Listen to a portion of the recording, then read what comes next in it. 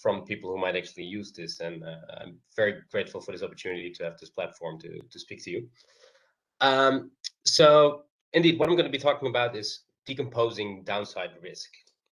So I am going to give a little bit of motivation and background. So as you're probably very well aware, is that there's a long academic history of research into how to estimate, how to forecast, how to model volatility. Of course, in the sort of the 80s, we started with Garch type models or stochastic volatility type models, where we have to sort of indirectly filter out a volatility path from return series. But over the past 2 decades, I think mainly because of increases in data availability and liquidity, we've seen this volatility literature really go into 2 new directions. So one is the fact that now we have lots of option prices, allows us to estimate this implied volatility by essentially inverting the stock or the option prices to back out the volatility and get some kind of idea of what the market feels like the volatility is going to be in the for the remainder of the contract. And the second stream that I've really been into and that I've sort of found most interesting is based on using high frequency data. So sampling the stock prices more often than just on the end of the day, but really looking at how the price evolves throughout the day by obtaining so-called high frequency returns. I think about a return for every minute or every 5 minutes, or even more frequent when we go to this ultra high frequency day. And by looking at these intraday data and summing up the squared returns within the day, we can get an estimate of the volatility of that day, and a relatively precise one. And the very nice thing about that is that we immediately observe volatility. We really sort of get a time series of volatility, and we can directly estimate it and model it rather than filtering it out through these indirect methods. So there's been lots of work on how to improve volatility estimation, but fundamentally nothing much has changed about what the quantity that they're estimating. Indeed, the standard volatility measures, all of these are essentially symmetric. They don't care about whether prices have gone up or down, while investors very, very clearly do. Going down or volatility stemming from downward movements is of course perceived very differently from volatility stemming from upwards movements. I don't think anyone would mind volatility coming from upward movements, while downward movements is of course a completely different story. So we've seen essentially, or people have recognized this and have started looking into what they call good and bad volatilities. It's a little bit of a catch-all term in the sense that those terms are applied all throughout financial econometrics and different measures of volatility and different classes of volatility models. But indeed, what we're after here is what volatility stems from positive and negative returns. I just quickly want to mention that, of course, it is known that these things are treated differently by investors for a long time, and especially so, for instance, in these Garch type classes, we have this leverage term that volatility goes up more after negative returns than after positive returns. But that's really about the dynamics of the process. What I'm after here primarily is to really decompose on any given day the variance into sort of positive and negative components. Now, decomposing that standard risk is not something I've come up with. It's something that has been done over the past 2 decades or so. And the most basic measure that we can think of there is what we call a semi-variance. So really just the variance from negative returns and the variance of just positive returns. But in finance, we don't really care that much about variances. We tend to care much more about covariances. So what is the covariance between lots of different assets when we try to form a portfolio? The idiosyncratic variance we can, of course, mostly get rid of. When we think about pricing different assets, we're thinking about covariance with risk factors. So what me and my co-authors have kind of been thinking of, or started thinking about roughly 5 years ago already, is how to generalize that concept of these univariate semi-variances in a sensible way to the multivariate setting, in terms of how can we decompose the covariance similarly into up and down measures, and should it just be up and down, or how should we think about this? And that's essentially what I'm going to be talking about today. We come up with an idea that we call indeed these realized semi-covariances, and basically I'm going to shortly introduce them in the next minute or so, and afterwards I'm going to show you the results of sort of 3 papers, or 2 or 3 papers that we've written over the past couple of years, together with Tim Boleslev, Jia Li, and Andrew Patton of Duke University, and Marcelo Medeiros, who's in Rio de Janeiro. And I just want to kind of show you a couple of the applications where we think they might be useful.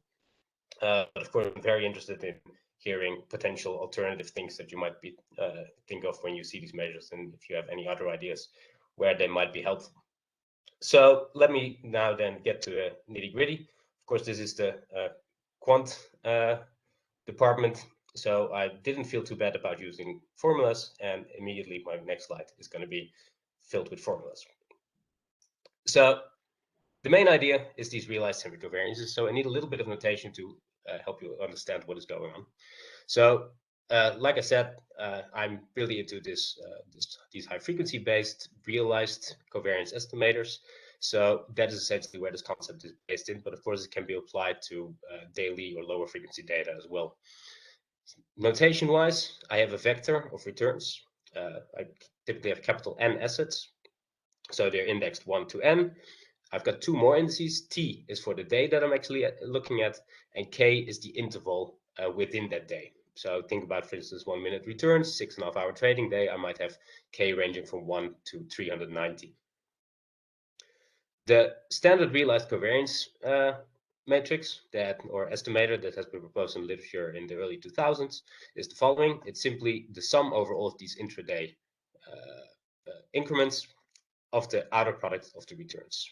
So this thing looks a lot like a usual sample covariance matrix, but there's 2 main differences. One is that we're summing rather than averaging.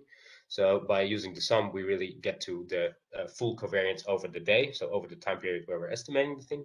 And the second one is that we're not demeaning, and the reason for that is that essentially when we look at high frequency data, the mean is negligible. So this is the standard realized covariance matrix. So where do we come in? Basically, we want to decompose this thing in something that's related to downside risk. So the way we do that is as follows. We start by a strict decomposition of the return vector. We're going to split it up into an R plus and an R minus vector. So R plus is essentially the same vector where we have the positive returns stay as is and all the negative returns are set to 0. The negative one is the reverse. All the negative returns stay as is and the positive returns are set to 0. So then obviously when you do it like that, then the original return vector may be retrieved by simply adding these 2 up again. Now, the realized semicovariance uses these by simply computing essentially all of the combinations of the covariance matrices that we can get between these. So we're going to get 4 realized semicovariance, which is essentially the full expansion of that sum, of the product of that sum. So we get a positive semicovariance that is based on the sum of the positive return vectors. We get a negative one that's based on the sum of the outer product of the negative return vectors.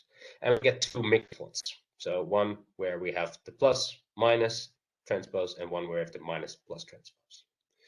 And this is essentially the core of my talk, proposing these realized semicovariance matrices. And again, because the R plus and R minus exactly add up to R, the nice thing is that this is a strict decomposition. The identity that the realized covariance matrix as such will be the sum of these 4 semicovariances is strict and is exact. There's no information is lost or in this whole process. And of course, we can very easily just recombine it. So regardless of my samples frequency, regardless of my sample in any case, this sum will always hold this identity. Now, so quickly to sort of visualize what we're doing, think of a bivariate situation. That's the easiest. These is a scatter plot of the returns of the first asset and of the second asset, and really all that we're doing is essentially drawing 2 big lines on the 0 axis and computing our P positive semicovariance based on all the returns in the upper right quadrant, the negative on all the returns in the lower left quadrant, and the 2 mixed quadrants. So of course you can already sort of see here that this thing is going to be highly related to how strongly correlated are the assets. Now, to get a little bit deeper into what it is that we're actually doing, let me show you a quick bivariate case to get to the nitty-bitty of the elements. So on the diagonal of the positive semicovariance, we simply have for the first asset here the sum of the squared positive returns. So this is the usual semi-variance that other people have long studied, and there's nothing new in there. The other diagonal element is for the second asset, the positive semi-variance. So none of this is new. The off-diagonal, that is where the new semicovariance comes in. So that's the product of the positive or the jointly positive returns. So obviously this product is 0 if at least one of the returns is negative. So that is how we get our positive semicovariance, which I'm going to have this calligraphic P in general. Negative semicovariance is similar. We have negative semivariance on the diagonal and this new negative semicovariance on the off diagonal. The mixed semicovariance is a little bit of a different animal. So this is actually not even a real covariance matrix in the sense that the diagonal is going to be 0 by construction. So if we look at the diagonal elements, we get the product of the positive and the negative returns of the first asset. But of course, a return cannot be both positive and negative at the same time. So there's no time interval where both of these are non-zero. So the diagonal is going to be 0 by construction. And in the off diagonal, we get the cross product of positive of the first asset with negative of the second asset, and the reverse on the other off diagonal. So it's not a covariance matrix because it's not, it has zeros on the diagonal, and also it's actually not even symmetric. So one thing that we can definitely say is that this M plus is actually the transpose of the M minus one. So we can just flip it around and there's no real information on what is on the top right and on the top or in the bottom left. So indeed, typically when you estimate these things and the assets that you've put in there is relatively arbitrary. So think about when we have a large portfolio of individual assets, individual stocks, then what we tend to do is simply combine them, group them. So at least we have a symmetric matrix. We call this the general mixed one, M plus plus M minus. That thing is at least symmetric. We'll still have 0 on the diagonals, but is a little bit easier to handle. And then, of course, we simply have decomposition into just 3 elements. So the P, the N, and the M are the ones that are going to be important for the next 10 minutes or so. Now, when we estimate, so I quickly want to show you what these things then look like. So this is, I took a long sample from 1926 until 2016, and I just took, on every day, I took a random, or 500 random pairs of New York Stock Exchange stocks, and I estimate the semicovariances, and I plot the average over time. The gray periods are MBER recession periods, and the red line is the standard realized covariance. The blue line is what we call the concordant semicovariances. It's the sum of P and N. And the turquoise line, the dashed line, is the mixed semicovariance, also sort of the sum of M plus and M minus. And so two things essentially to notice here. So one thing, if it hadn't been entirely obvious yet, is that the mixed one is negative by construction, because of course they are the sum of mixed sign returns. And the second thing is that basically we see here that, for instance, take the latest great financial crisis. What we see is that obviously the covariance goes up, mainly driven by variances, but the concordant semicovariance tends to move up more than that the mixed semicovariance goes down. And essentially what this is related to is that what we are capturing here is something quite closely simply related to correlations. Because obviously when assets are more strongly correlated, we're more often going to observe that they are jointly positive or jointly negative. And these mixed sign returns tend to occur less frequently. Now, for the remainder of the talk, I'm going to see how far I get in terms of sort of 3 chapters. First, I'm going to give you a very quick sort of intuition of the limit theory. So what are we estimating here and how should we interpret differences between the various semicovariances. Third, I'm going to show you what the dynamic properties of these realized semicovariances are and how we can use them to forecast general volatility perhaps a little bit better. And finally, I'm going to try to show you realized semi-betas, because obviously when we have covariances, we can very easily go to semi-betas, and that turns out to be very effective in or give us some new insights on cross-sectional pricing. So I'm going to talk about, so to get you a little bit of intuition on what these semicovariances do and what we're estimating, I'm going to go with a very simple example, standard normal. So unit variance and correlation rho between 2 standard normal variables, Z1 and Z2. So total covariance is obviously just a correlation, rho, and the semicovariances can here be very easily be analytically derived by simply taking the appropriate quadrant of the multivariate normal.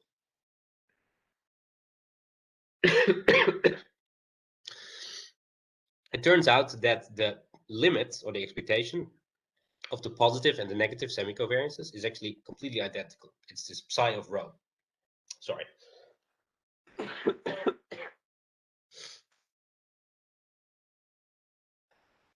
Not used to talking anymore.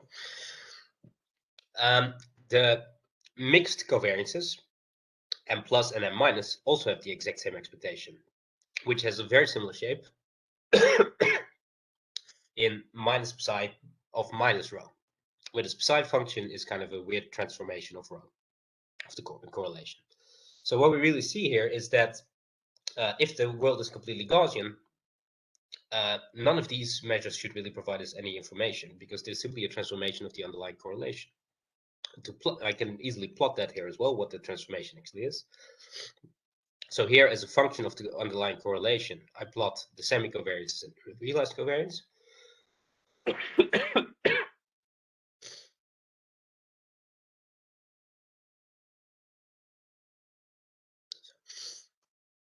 The realized covariance is simply the diagonal, and P and N are the concordant semicovariances. They are a half each when there's a perfect correlation, because then you can expect all the returns to follow either in the positive quadrant or in the negative quadrant. So they nicely split up the total correlation. If there's a perfect negative correlation, they're zero, because all the returns are going to be in the off-diagonal structure. And there we get this sort of nonlinear convex shape in between. The mixed one is the exact opposite. Obviously, when the correlation is perfectly negative, everything is going to be in the mixed one. When the correlation is perfectly positive, nothing is going to be in the mixed one.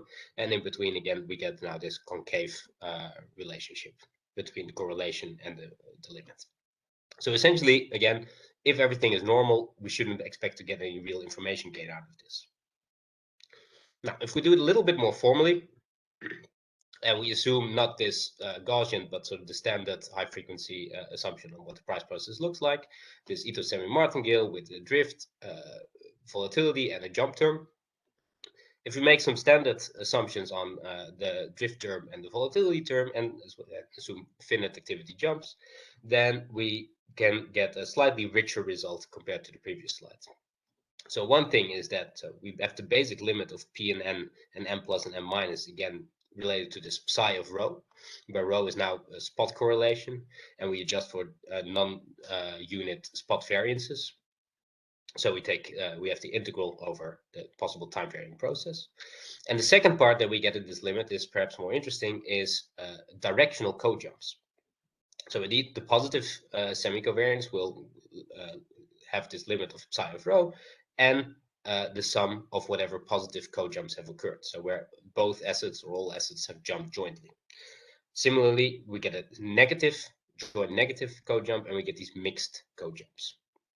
So that means that we already have a little bit of a richer result, in that if P and N may differ from each other in a sample, that is that's possibly driven by a difference in signed cojumps. So indeed, if we see a very large value of M, then quite likely a negative cojump occurred.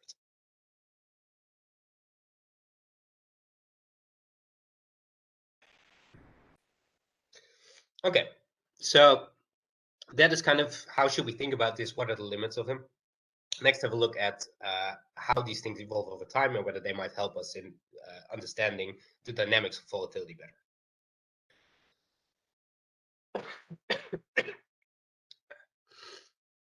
Okay, so the first step is to compare it with the univariate case.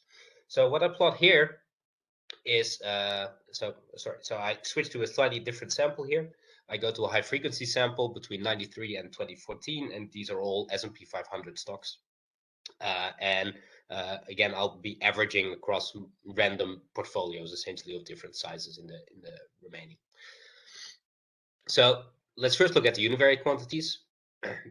What is the autocorrelation of the standard realized variance and the positive and negative semivariances? It turns out that essentially they have quite long memory, in the sense that even at 50 days lag, there's still an autocorrelation of about 0.4. but there's nothing really that distinguishes the positive and the negative one. So they are essentially all the same. If we go look at the multivariate analogs, or the ones that I've just defined, the P, N, and again this joint mixed one, we do see very strong differences. The realized covariance, so the off-diagonal element only, has a strong persistence, but both N and P have a stronger persistence. And especially the mixed one turns out to be very strongly, or have a very strong persistence, even above 0.5 50 days in the past. So this mixed one really seems to carry a lot of information on the long run. To formalize that a little bit more,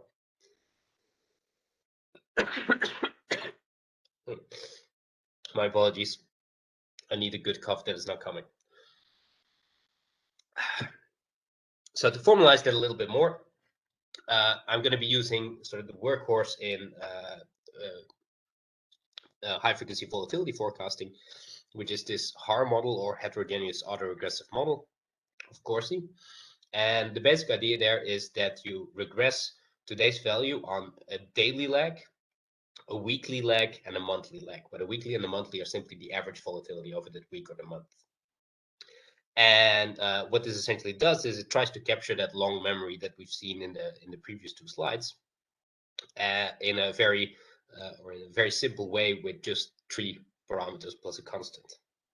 So this model turns out to be quite difficult to beat in terms of forecasting and in terms of understanding the dynamics.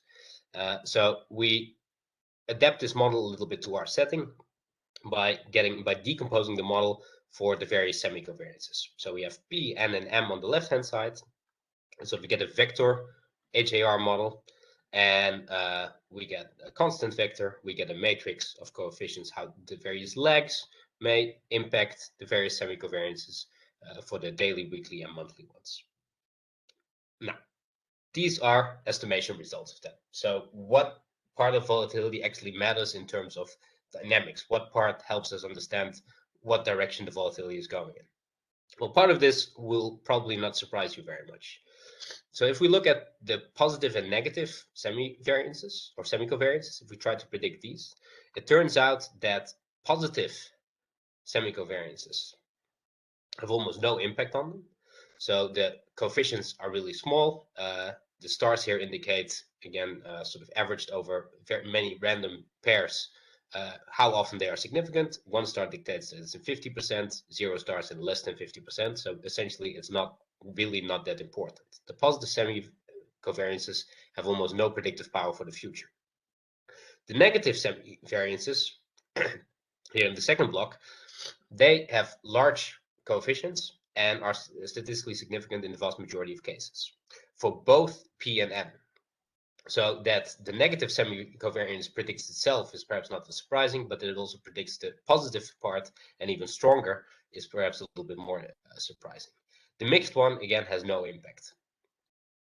When we want to forecast the mixed semicovariance, we see a slightly different story where predominantly actually the mixed semicovariance is the predictor. So we get this 2 parts where the concordant semicovariances are essentially fully driven by the negative part, but we also definitely need this mixed part or legs of the mixed semicovariance to predict itself. When we actually combine that into a full realized covariance matrix forecast, it turns out that indeed the negative one part is the most important. And what sort of averages out is that really this long-term component related to that ACF I just showed you, the mixed component of the very long monthly lag, that is helps us a lot in predicting or in understanding what volatility is going to move into the future. Now, so given this information, one quick application that you can think of that is of course very popular in academia is to simply do a volatility forecasting exercise. So we do a slight twist here. We're not going to be forecasting covariance matrix, but we're going to be forecasting portfolio variances. And the reason we do that is that we think that it highlights sort of one of the merits of our idea a little bit better. Because let's look at the following. So the portfolio variance is, of course, simply for any weight vector, the weight prime times the covariance matrix times the weight. So if we have a covariance forecast, we can get the portfolio variance, or we can just model the portfolio variance directly. Now, the basic idea of decomposing the portfolio variance into positive and negative aspects of volatilities is not new. That has been done before. So that is one thing that obviously we can do. These are the positive and negative semi-variance of the portfolio. But of course, if we actually have all the underlying returns of the various different assets, we can actually also decompose the portfolio variance into the semicovariances. So P, N, and M portfolio versions by simply noting that indeed RCOV is P plus N plus M. So W prime RCOV W can also be seen as W prime P, W, and so on and so forth.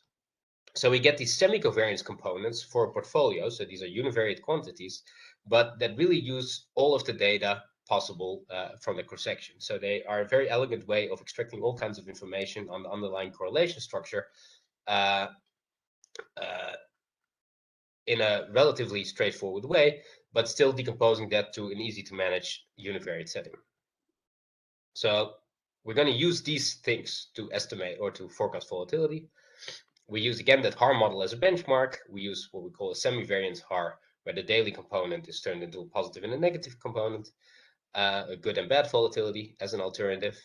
And then we have our semi-covariance HAR models. And the main one I'm going to focus here on is the restricted one, where based on the results in the table a few slides ago, we're going to use the 3 negative semi-variances, the daily, weekly, and monthly lag, along with the monthly mixed semi-covariance, portfolio semi-covariance to do a prediction. And this graph summarizes how well that works. I show you here the ratio of mean square forecast error, where I standardized the mean square error of the HAR model to 1.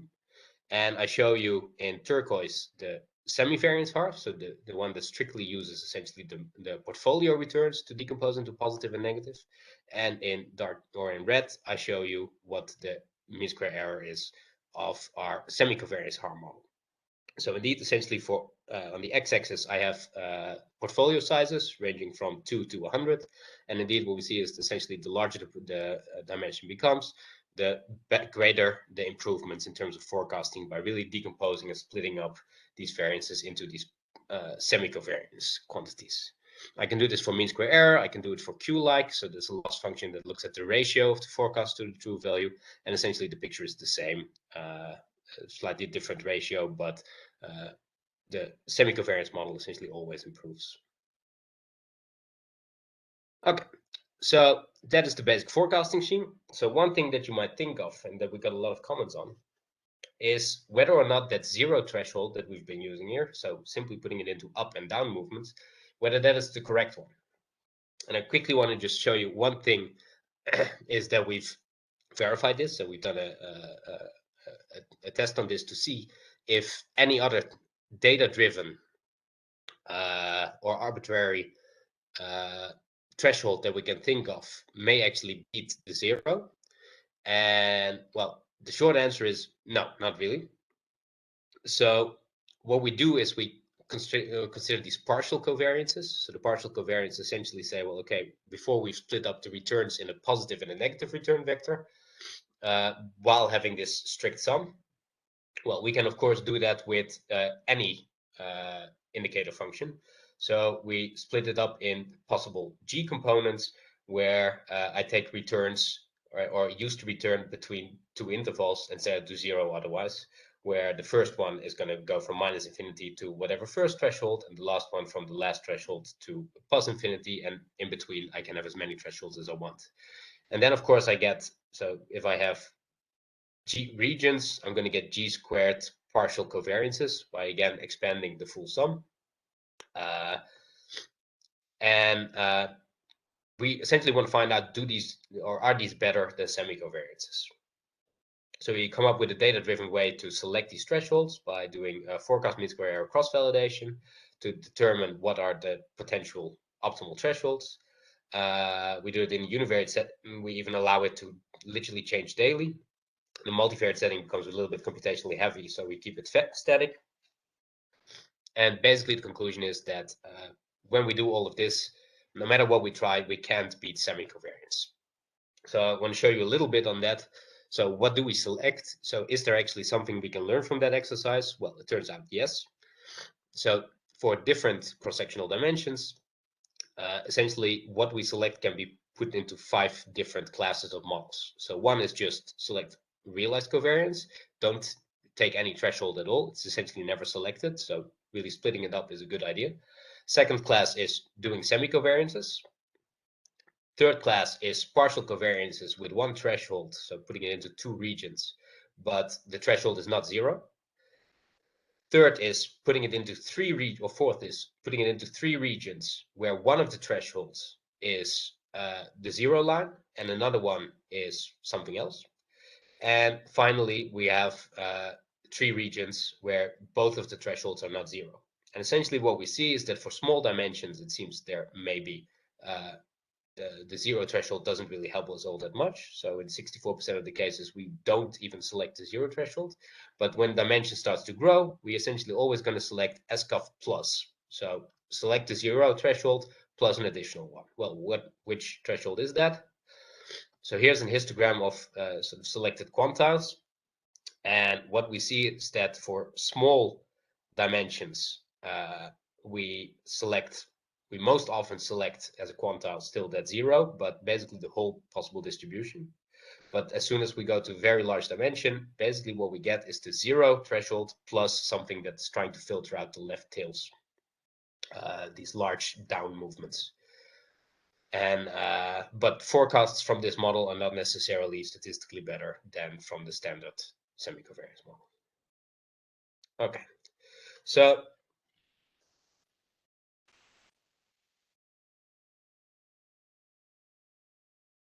with my remaining time, I'm going to be talking about these realized semi-betas. And I think I might have a little bit more to say than the remaining 10-15 minutes. So please stop me or tell me when I need to cut it short. So going from semicovariances to semi-betas is almost trivial. So obviously, quick recall here, the covariance between, now we care about not between assets, but we care about the covariance between stocks and a risk factor. So that means that since the positive and the negative semicovariances are still the obvious one that we talked about before, but here there is a clear ordering of the assets. So the semicovariance stemming from positive factor returns and negative stock or portfolio returns is of course fundamentally different from the one where the factor goes down and the portfolio goes up. And we should interpret them differently as well. So here I'm not going to be making that, or I'm not going to sum up the m plus and the m minus into a single mixed component. I want to keep them separate because obviously they have a very different interpretation and very different sort of economic outcome. So scaling these covariances simply by the variance means that again I get a nice, neat, exact decomposition of the usual beta. So I split up my covariance into the semi-betas or semi-covariances, divide through by the variance, and I have semi-betas.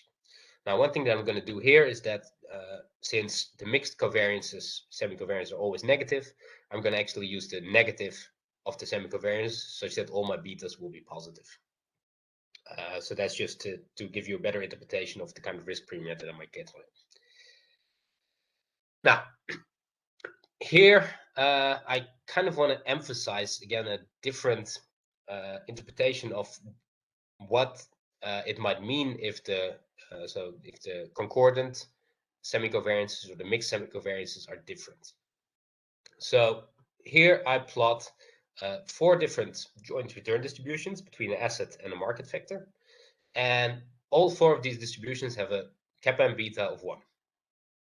Now the question is, if you're given this kind of plot of the joint distribution of the returns, would you really require the same return on each of these assets?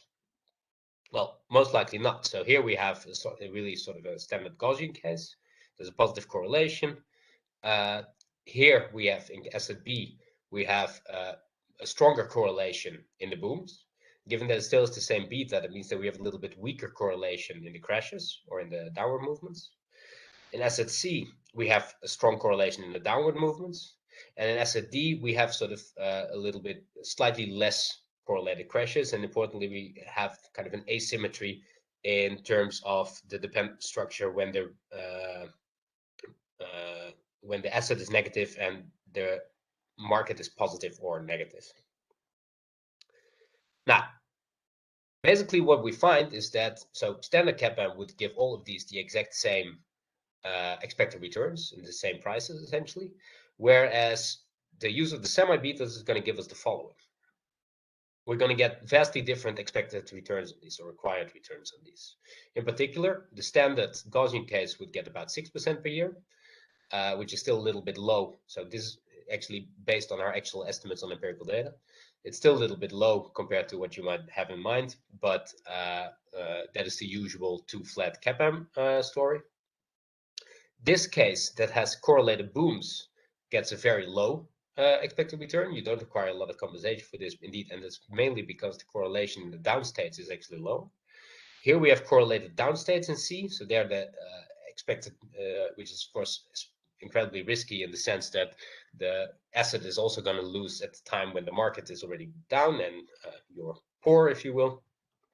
So here the required return is 9% per year, and asset D finally is actually what we have found to be a representative stock. So this is kind of the average or this one is based on the average semi-betas that we estimate on our sample. And this is what the typical return distribution looks like. And that one requires a slightly less high expected return of 7%, but still higher than the strict Gaussian case.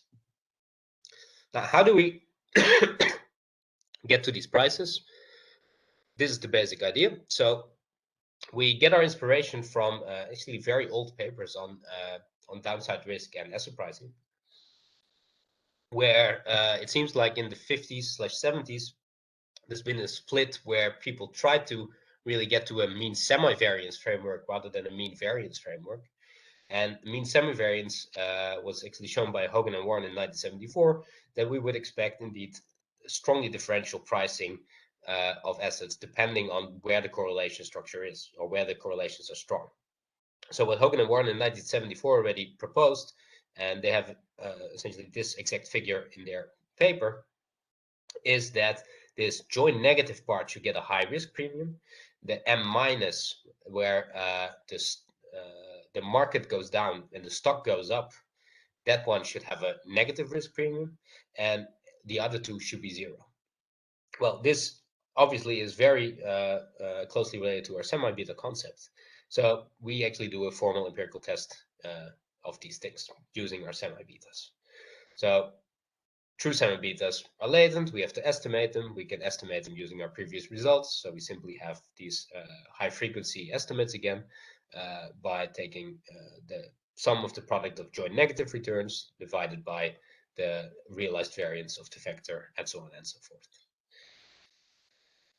Then, once we've estimated these, and this is essentially also what I wanted to get to earlier, is that, again, the limit of beta n and beta p, so the expected value of these in a Gaussian setting, would be exactly the same, but we want to find out whether they really differ. So are there sort of asymmetries, non-normalities in the data that we should observe that lead to systematic patterns that might explain why these things are priced differently? And this is what we find. So these are a little bit difficult to interpret, these graphs, but essentially what we do is the following. On each stock day, we check what the correlation is with the market vector. And essentially we bin these into different groups of correlations. So having very low correlation up until very high correlation. And for each of these bins, we look at what is the average negative semi-beta, average positive semi-beta, and the average mixed semi-betas. And we compare that with what we would expect the semi-beta to be for that specific correlation under the Gaussian case, under the Gaussian assumption. And what we find is that especially when correlations are high, this negative semi-beta is way higher, or much, much higher than we should expect under the Gaussian assumption. The positive one is much lower.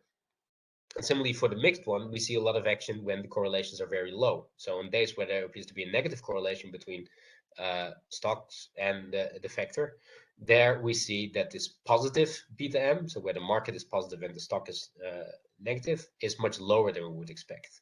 So what these essentially show is a clear departure from Gaussianity, which might explain where this pricing is coming from and how our semi-betas are a really sort of simple and convenient way of capturing these asymmetries within the market and these non-Gaussian effects in the tails without having to make very strong parametric assumptions about how what the world looks like. So standard cross-sectional pricing, we do these Feynman-Macbeth regressions where we do next period's return on our daily estimates of the semi-betas. We estimate this cross-sectional regression every day in our sample and then take the average across the estimated lambda coefficients. So the average then is subsequently annualized. So the number I'm going to show you is an annualized risk premium estimate for the various semi-betas. So the basic result, or the main result of that paper, is essentially this. When we estimate this, the standard cap M, we get a R square of 2.7% and a risk premium that is significant of 4.6%. So in our sample, this actually standard cap M holds, although its risk premium is pretty low. But the much more interesting case is our semi-beta specification. So here, R square almost doubles compared to the standard cap M, and we see two significant risk premium. One is a very large one of 22.5% for negative semi-beta, and second, negative risk premium of 8.5% for the mixed semi-beta. So this, the minus one, is the one where the factor goes down and the individual stock goes up. So this gets a negative premium, which is kind of like the insurance that it offers, right? It's a stock or a portfolio that goes up at the time where the full market goes down. So this is quite an attractive asset to hold. So given these prices, then obviously what we can very clearly reject the CAPM assumption that would say that essentially these are all equal. We can formally test that, and we do reject that for the vast majority of days. So basically, this is the main refinement that we're after here. For the next couple of slides, I'm going to show you essentially a set of robustness checks, some alternative specifications to see, to get a little bit more out of this. So the main problem that we essentially found with this specification and these estimates is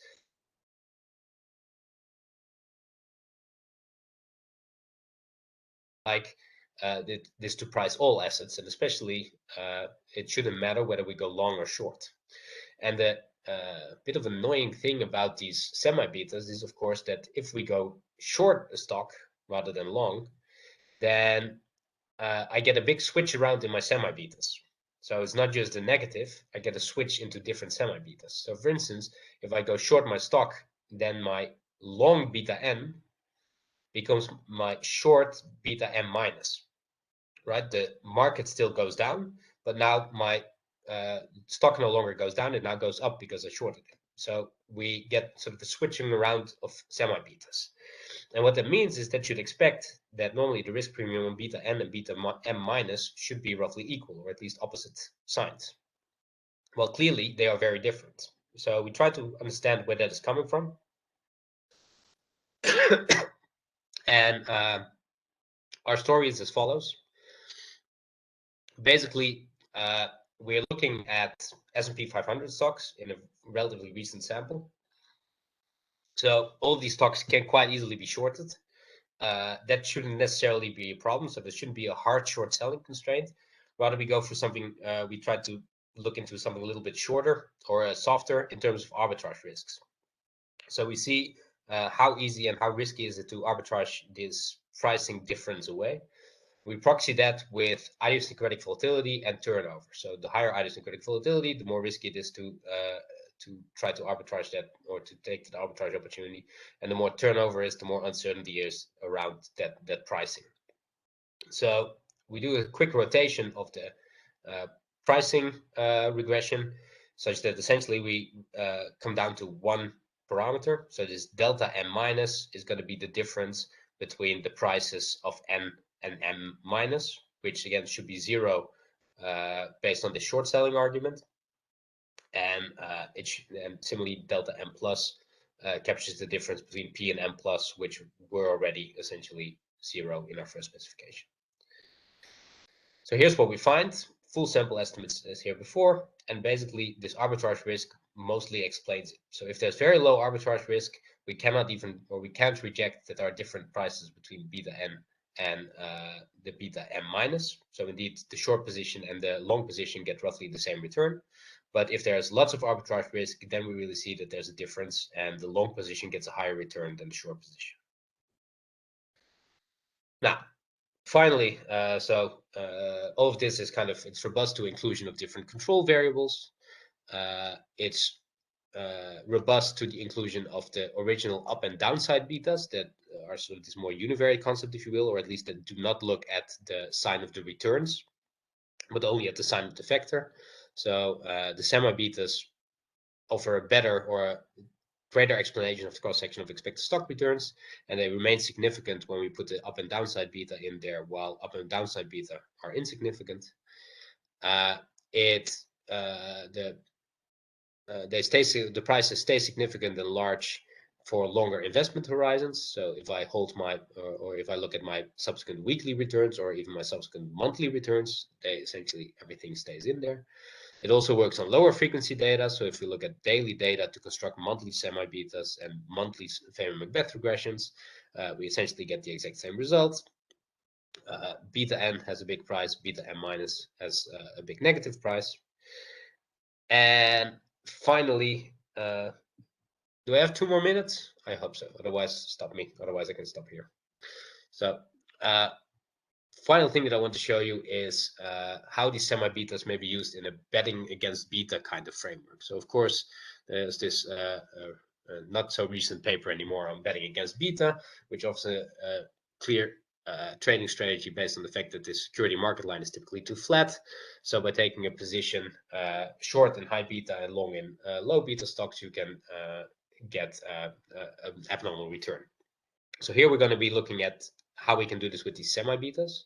So we're focusing on the 2 ones that are priced. Beta n, we're going to be betting against beta m minus because that carry the negative risk premium. And we're going to do a mixed setting there. So betting on beta n and against beta m minus. Going to evaluate using Sharpe ratios and alphas from 4-factor and 5-factor models. So this is the picture. Betting against beta is shown here. So no significant alphas and a Sharpe of about 0.3. And these are our 3 alternative strategies on the right. Let me first focus on the semi-beta, which is the joint one. It has large and significant alphas of 8 and 9% per year. So these again annualized. It has a Sharpe ratio of 1.05 and essentially higher average returns and lower standard deviation compared to the standard beta strategy. So this one is comprised of both the beta n and the beta m minus strategy. And let's take a quick look at what these actually are. So the beta n, there's a negative semi-beta. If we look at what the factor loadings are, the way that we interpret this is essentially that this is a much better targeted version of the original beta strategy. So the betas, so all the factor loadings are quite similar to the usual beta strategy, but its performance is simply a lot better. So this is capturing, so the beta n is capturing what beta is supposed to capture essentially. The beta m minus, on the other hand, is a effect that is almost completely orthogonal to that. The beta m minus has factor loadings that are all essentially near 0. Some are significant, but still then economically they are very small. And still it gets an enormous or pretty high Sharpe ratio of 0.96. So combining these 2 jointly, we even get a higher Sharpe ratio. And it's really because they are completely orthogonal and different effects. So you can do this with daily rebalancing. That's of course not feasible. You can do it with monthly rebalancing. We still obtain significant alpha. You can include transaction costs, and it will stay profitable, at least in an academic sense. We do have to smooth the weights a little bit further, so we apply this exponentially weighted moving average filter to it to get the weights to only partially trade towards our target weight, if you will. And what we essentially find is that even with transaction costs, 0.5% or 1% round trip costs, we still have significant alpha based on our semi-beta strategy, while the usual beta strategy would have long resulted in a negative alpha. So to conclude, there's a lot of evidence that supports the idea that good and bad volatilities are not equal. What we've done here is try to come up with a sensible and easy to implement way of generalizing this to the multivariate setting by means of these realized semi-covariances. So they provide a very simple and convenient way, importantly non-parametric, easy to estimate, that just sums essentially of products, to capture these asymmetries in the return distributions and how they impact the covariances. So I've shown you two applications. One was a volatility forecasting, where we really showed that this bad volatility is the usual better predictor of future volatility, but that really by looking into the full cross-section and computing these semi-covariances, we can do even more than by just looking at the portfolio returns into semi-variances. And the zero threshold is simple and essentially very difficult to beat. And in the second part, I showed you how these semi-covariances can be turned into semi-betas. So downside beta, this older paper from 2006, definitely had the right idea, but the story is slightly more subtle than that, and there really is a difference between the prices you gain also based on what the return or the individual stock does in different stages of the market.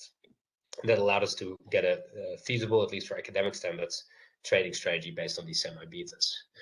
And with that, I thank you for your attention, and I'll be very happy to answer any questions you may have. Okay, thank you, Rogier. That's very interesting. I think you covered a lot of ground here. I don't see any questions yet in the chat. Yeah, I do have a question that relates to the last piece that you had. So, because yeah, the betting against beta, that's very much also related to the minimum vol or the minimum variance phenomenon in where you even see a lot of products by practitioners. Could you argue that you basically on the one hand you explain this phenomenon, the minimum volatility phenomenon, and on the other hand you would also make a better version of it, right? So let's see. So I have to admit that we haven't explicitly checked how this interrelates with the idiosyncratic or the low volatility, or it's the low vol story that you're after, right? Not the idiosyncratic vol. So a referee asked us indeed to include the variance itself in all of our specifications, where we saw that the variance itself was or is indeed a predictor of cross-sectional expected returns, but is near orthogonal, or the effect is essentially near orthogonal to what we're doing here. We haven't explicitly looked at how these or how our portfolios or similarities in the portfolios we form in this betting against semi-beta or betting on semi-beta story, in their similarities to the volatility or minimum or low volatility portfolios. I'm guessing that maybe sorry to interrupt, but what I was looking for, that what people have argued to explain the minimum vol phenomena is that these stocks that have a low volatility, they have some convexity, so they're a bit like being short puts. So in the tail, they carry a different risk than under normal circumstances than what you see in the tail. So okay, so you're suggesting it may be related to this sort of M minus kind of complexity that we have in here. Exactly. Yeah. Yeah. So it's a very interesting suggestion. I think so I wouldn't be too surprised. We haven't. So again, I haven't exploited and explicitly looked into whether that's the case. But it's indeed that kind of convexity and that weird behavior in the tails that is non-standard and departs from the standard symmetric Gaussian kind of case where many of these models are based on. where we think that we can capture a lot. And from everything that we've been doing here, what is clear is that that negative part is where all the action is happening, and particularly there is more going on in that extreme downside tail. The problem is, of course, that things start to become pretty sparse, and the methods that we use here are very bad at extrapolating what is happening in the big or deep into the tail. In the sense that if no tail event occurs, whatever we're estimating there has no return to rely on and will be zero. So with long enough histories, so we're working on some stuff now that is more unconditional, such that we can really get deeper into the tails by using very long histories.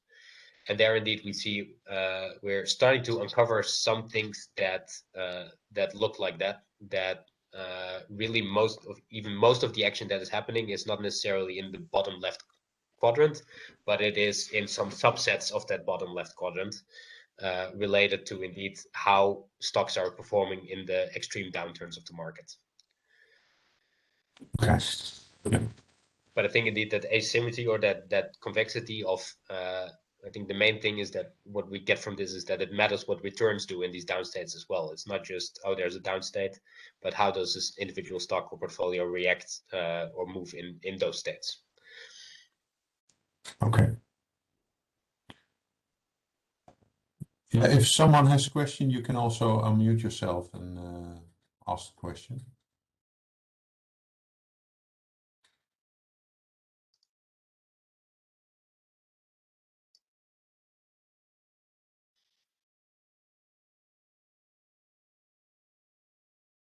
I mean, if something comes up at a later point, you can also always, my email is on my website. I won't try to spell it out here. You can always send me something if you have any thoughts or comments. I have maybe one question on this page here, where you show basically the basic strategy and then the improved version. Mm-hmm. Are these do these have more turnover than the original, or is it a similar similar turnover? So let's see. So here, no, in this table I also can show you. So what is actually happening is that, so because these, or what we, well, the short answer is they even have lower turnover. And what we think is indeed happening is, so the mixed one does have quite some turnovers. The mixed one has more turnover than the standard beta one. The beta N has lower turnover than the standard beta one. And so what we think is that it's sort of a better targeted version. So we're selecting the same stocks more often. We're getting rid of that noise of whatever is coming from the upside movements. So there's less turnover in the beta N strategy, slightly more in the beta M minus, and that's to do with, again, with, we think, mainly noisiness in estimation, because we don't observe that many returns in the off diagonal. So we get a little bit more switching from period to period in terms of what stocks seem to be high in this beta and what stocks seem to be low. When we average, so on this average strategy, we're still below usual beta.